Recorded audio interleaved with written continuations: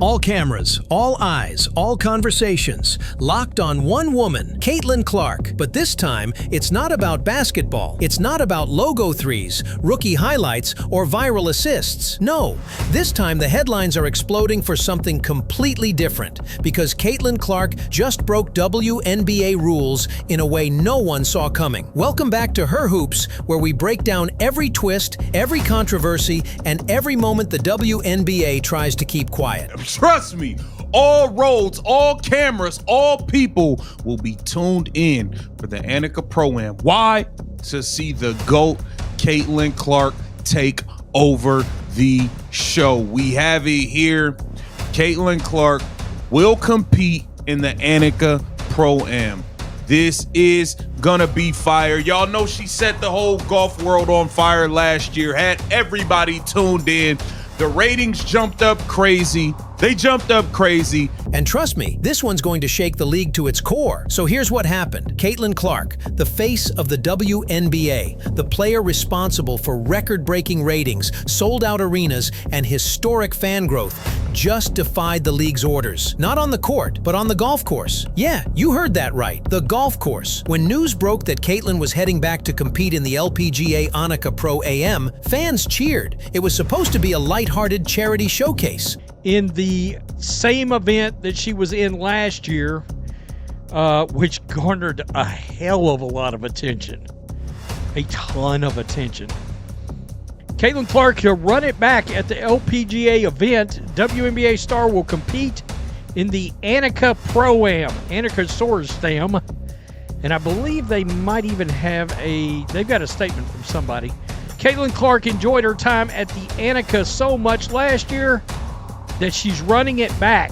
Celebrities, pros, and icons all coming together for a good cause. But behind the scenes, the WNBA wasn't cheering. They were panicking. Sources say the league warned her not to play. They claimed it violated promotional rules. They told her she could be fined. Imagine that, the same woman who saved your league being threatened for playing golf. And that's when everything exploded, because Caitlin didn't back down. She said, "No one can stop me from competing. I love this game, all of them." Can't wait to see this. It's gonna be a movie. Let's get into it. Welcome to Keep the Vision. Make sure you like, comment, subscribe, share the channel, hit that bell notification, hype the video.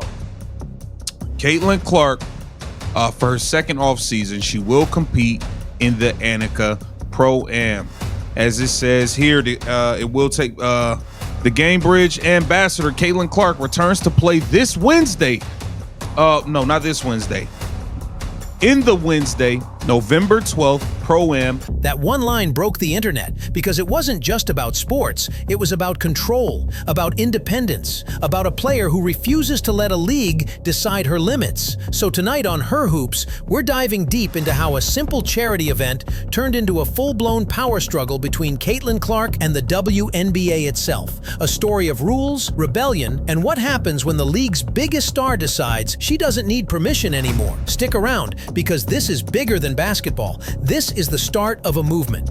The WNBA star will return to the LPGA Tour event at Pelican Golf Club in Bel Air, Florida, where she's scheduled to participate in the Pro-Am on November 12th. Tournament officials announced Thursday the tournament runs from the 12th through the 16th. Quote, "I had an amazing time at the Annika last November and participating in the Pro-Am alongside Nelly Korda and Annika Sorenstam, two of the best in the game," Clark said in a statement. "I'm honored to be the ambassador for the company in Gamebridge." Hit that like button if you're standing with Caitlin, and let's get into the full story. It all started with what looked like a harmless invitation. The LPGA reached out to Caitlin Clark, the most recognizable athlete in women's sports, and asked her to return to the Annika ProAm, one of the biggest showcase events in the world. Celebrities, global icons, world champions, all gathered for a weekend of golf, charity, and good vibes. But for Caitlin, it became something else entirely, because the moment her name hit that lineup,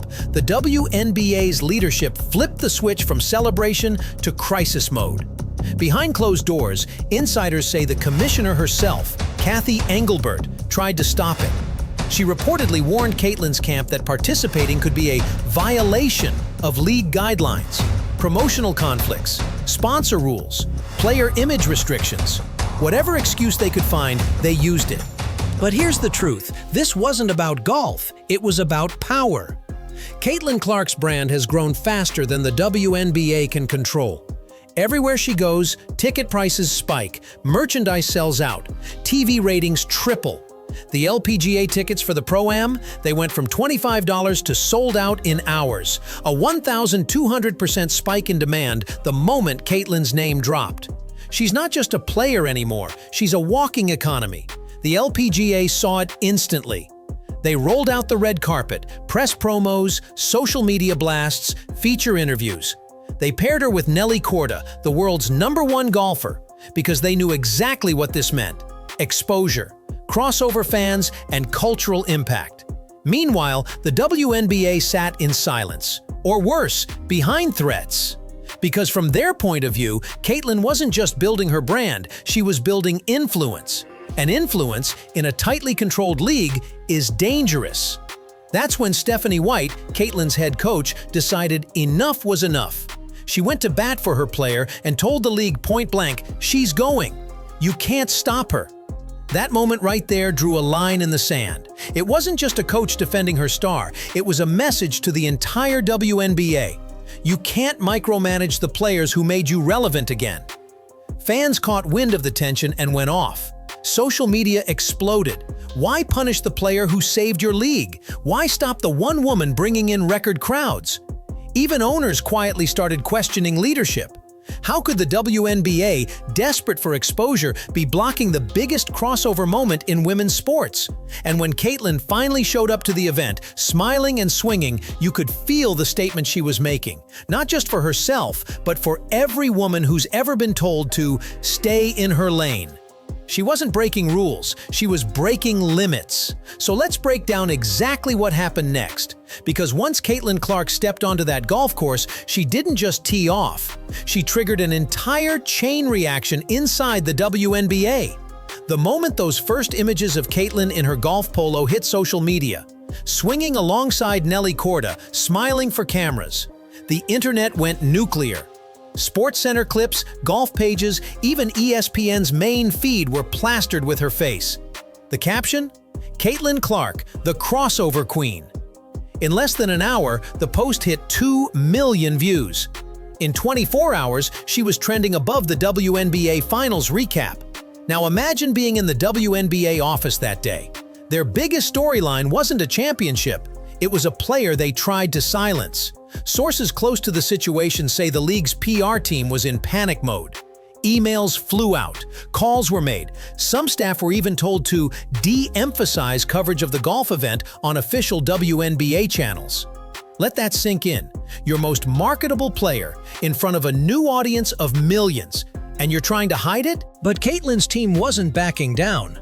They knew the value of what she was doing. Because here's the truth. No one in WNBA history has had this kind of crossover pull. Not Taurasi, not Parker, not even Sue Bird. Caitlin Clark is bringing mainstream America to women's sports, and that's what makes this story so uncomfortable for the league. The WNBA wants to control the narrative. They want to be seen as the brand driving growth. But right now, Caitlin is the brand. She's bigger than any logo, any sponsor, any scripted storyline they can write. And that's when the contradictions started showing. Because if this were A'ja Wilson doing the same thing, you better believe the league would have turned it into a full media moment. WNBA star celebrates women in sports through golf. That would have been the headline. But with Caitlin, suddenly it's a conflict of interest, a violation, a risk. Funny how the rules always bend depending on who's holding the spotlight. Then came the kicker. Reports say that certain sponsors, league sponsors, quietly reached out to Caitlin's camp, offering to support her directly instead. Translation: money was moving away from the league and toward the player. That's when leadership realized the danger.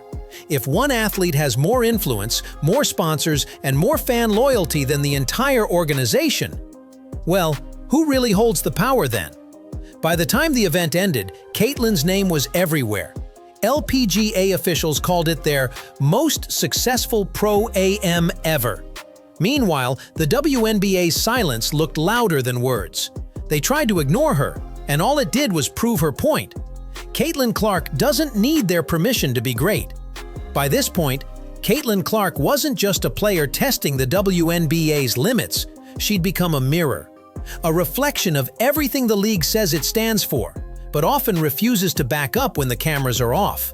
Let's be honest, the WNBA has spent years begging for mainstream attention, begging for sponsorships, airtime, and relevance. And then comes Caitlin Clark, a once-in-a-generation rookie who delivered all of that on a silver platter. She brought ratings, revenue, and respect. She turned empty seats into waiting lists and transformed preseason games into national events. So why is the league treating her like a problem instead of a blessing? That's where the contradictions start cutting deep, because the WNBA can't decide what it wants. They want to celebrate individuality, but only when it fits their narrative. They want stars, but not ones who outshine the logo. They want leadership, but not rebellion.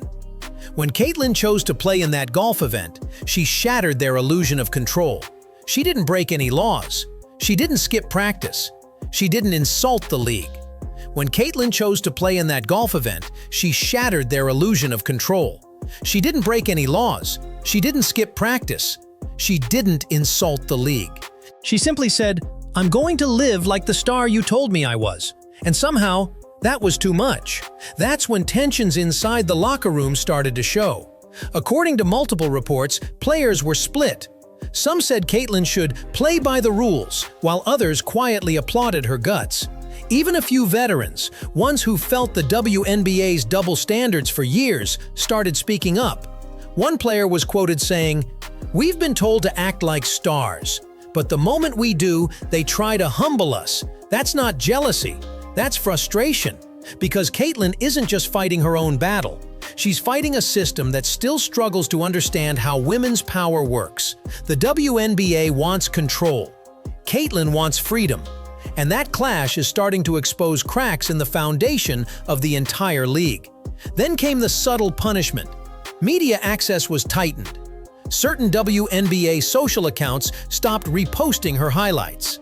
And suddenly, talk shows that used to feature her every other week went quiet. Coincidence? Maybe. But fans aren't stupid. They see the silence. They feel the tension. And when you silence the voice that's feeding your audience, that silence turns into outrage. You could almost sense it, a storm brewing beneath the surface. Because this wasn't just a PR feud anymore. This was personal. Between Caitlin, the league, and everyone trying to decide what the future of women's basketball should look like. And here's the twist. That future might not even be in the WNBA's hands anymore. Because Caitlin's proving something far scarier for the league to admit. The fans follow her, not the front office. To really understand how this moment flipped the WNBA upside down, we have to look beyond the headlines, into the business, the branding, and the balance of power that Caitlin Clark just disrupted. Let's start with the numbers. When Caitlin entered the league, she signed a standard rookie contract, just over $76,000 for her first year. That's less than what some NBA players spend on parking tickets. But her impact value? Experts estimate she generated over $40 million in added revenue for the league in her rookie season alone. Ticket sales, merch, streaming numbers, everything skyrocketed. That's not a rookie, that's a movement. So when the league tried to block her from playing in that golf event, it wasn't just a scheduling issue. It was a control issue, because every brand Caitlin touches turns to gold, and every move she makes outside the WNBA reminds people that her influence doesn't belong to the league. Let's talk sponsorships. Gatorade, State Farm, Nike, Wilson. These aren't just logos on her shoes, they're relationships built around Caitlin, not the Fever or the WNBA. When she hits the golf course or appears on a late-night show, she's not repping the league. She's representing herself. That's power. And in the world of sports business, power equals leverage. But here's where it gets personal. Caitlin Clark isn't the type to start fights. She's polite, composed, and calculated. Yet she's learned fast that being great in women's sports means walking a tightrope. Too humble? You're ignored. Too confident? You're called arrogant. Too ambitious? You're told to stay in your lane. But Caitlin doesn't play lanes, she builds them. She's rewriting the rules in real time, not just for herself, but for every young athlete watching.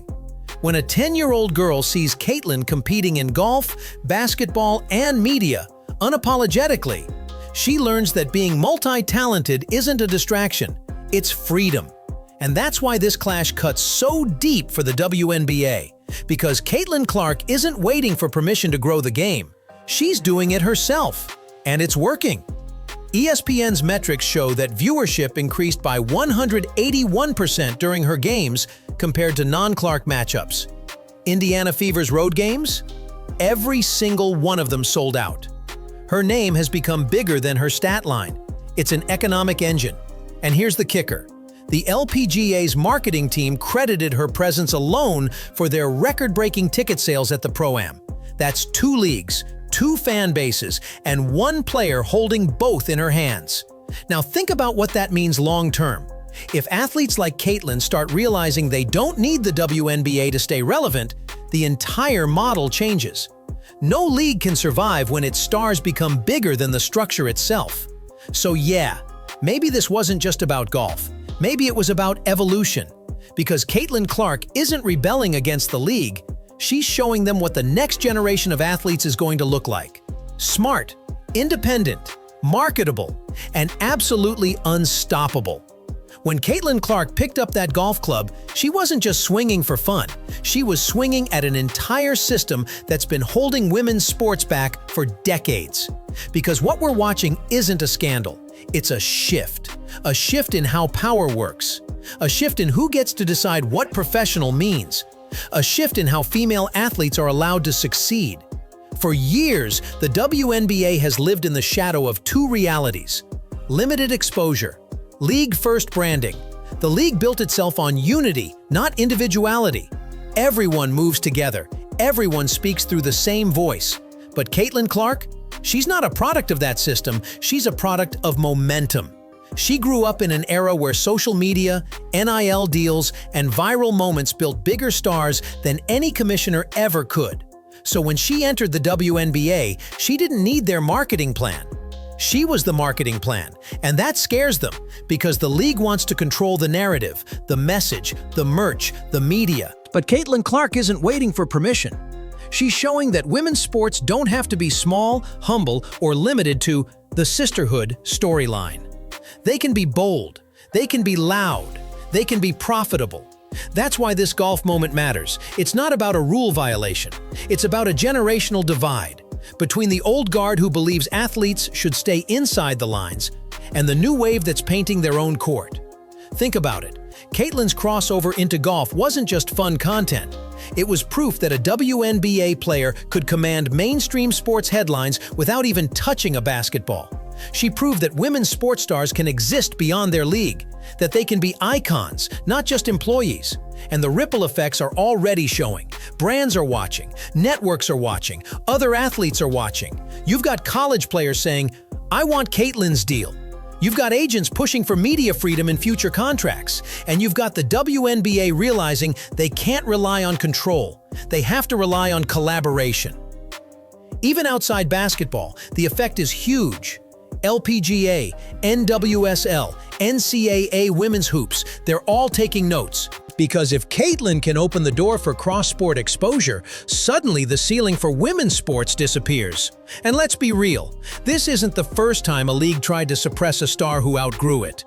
Michael Jordan had to fight the NBA's brand rules. Serena Williams had to fight tennis tradition. Now Caitlin Clark is fighting for the right to define her own image in a league that wouldn't exist without her spotlight. It's poetic. The system that built her is now being forced to evolve because of her. And as fans, we're watching something that's bigger than basketball. We're watching a power shift in real time. From the boardroom to the baseline, from the league to the player, from control to freedom. The WNBA wanted a star. They got a revolution. So here we are, a golf club, a viral moment, a silent league, and a young woman who, without even trying, just reminded the world who really holds the power. Caitlin Clark didn't break the WNBA, she exposed it. She showed us what happens when greatness outgrows the system that's supposed to celebrate it. She showed us that playing by the rules doesn't mean staying small. It means knowing when the rules no longer make sense. And maybe, just maybe, that's the problem. Because Caitlin Clark's rise isn't convenient. It's uncomfortable. It challenges every executive who thinks they can choreograph success. It challenges every critic who said women's sports couldn't draw real numbers. And it challenges every player who's ever been told to wait their turn. Her turn is now. Think about what she's done in less than a year. She turned a struggling franchise into a national headline. She made college basketball must-watch TV. She brought casual fans into a league most people ignored. And now? She's showing that being a woman in sports doesn't mean being boxed into one identity. She's a baller, a golfer, a brand, a movement. And no fine, no memo, no league policy can stop that. The truth is, the WNBA needed Caitlin Clark more than Caitlin Clark ever needed the WNBA. And that's not arrogance, that's reality. Because for the first time in decades, women's basketball isn't asking for attention, it's commanding it. And that's why this story matters. Because it's not just about Caitlin, it's about what comes next. What happens when the next superstar says, "I want my own lane"? What happens when more players realize they don't have to wait for the league to market them? What happens when women athletes start building empires, not just resumes? That's when the game truly changes. Caitlin Clark isn't just redefining basketball. She's redefining what it means to be an athlete in 2025. Confident, unfiltered, limitless. And while the league might be slow to understand it, the fans already do, because every sold-out crowd, every jersey, every viral clip, it's not about rebellion, it's about freedom. And that's something no league can contain. So if you're watching this and you believe in that, in women owning their power, in stars shaping their own story, then do what Caitlin did. Take your shot, swing hard, don't wait for permission, because if she's proven anything, it's that greatness doesn't ask, it acts. This is her hoops, and Caitlin Clark just changed the game again. Make sure you hit that like button, subscribe for more truth behind the WNBA, and drop your thoughts below. Was Caitlin wrong for breaking the rules? Or was the league wrong for trying to keep her in a box? Either way, one thing's for sure, she's not playing their game anymore.